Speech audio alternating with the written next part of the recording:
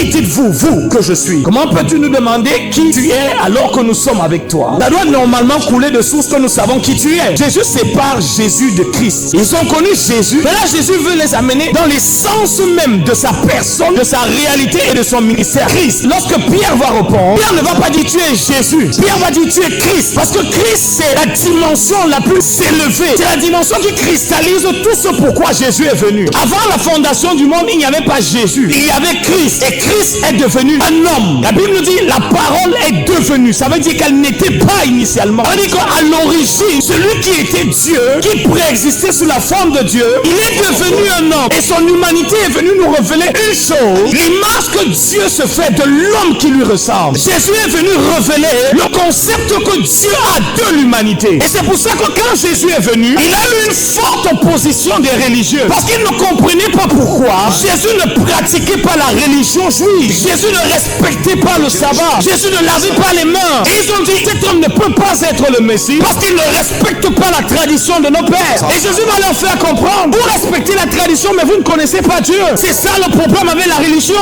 Elle nous donne des rituels mais elle ne nous donne pas Dieu. Tu peux voir un homme qui est parfait dans sa aptitude à se soumettre à tous ces rituels. Il sait faire le signe de croix. Il prie avec le chapelet mais son cœur est vide, rempli d'obscurité, rempli de colère. Parce que la colère n'est pas quelque chose dont on peut se libérer soi-même. Derrière la colère, il y a la nature du diable. Jésus dit celui qui est son frère est un meurtrier. Le péché n'est pas quelque chose qu'on enlève par ses efforts. Il y a des gens à l'église qui lisent leur Bible depuis les années. Ils n'ont pas changé. En ce moment, il y a des personnes à l'église pour lesquelles ils sont fâchés. Si vous les voyez prier, ils prient extrêmement bien. Ils pratiquent la prière comme un rituel de la religion. Ils n'ont aucune relation avec Dieu.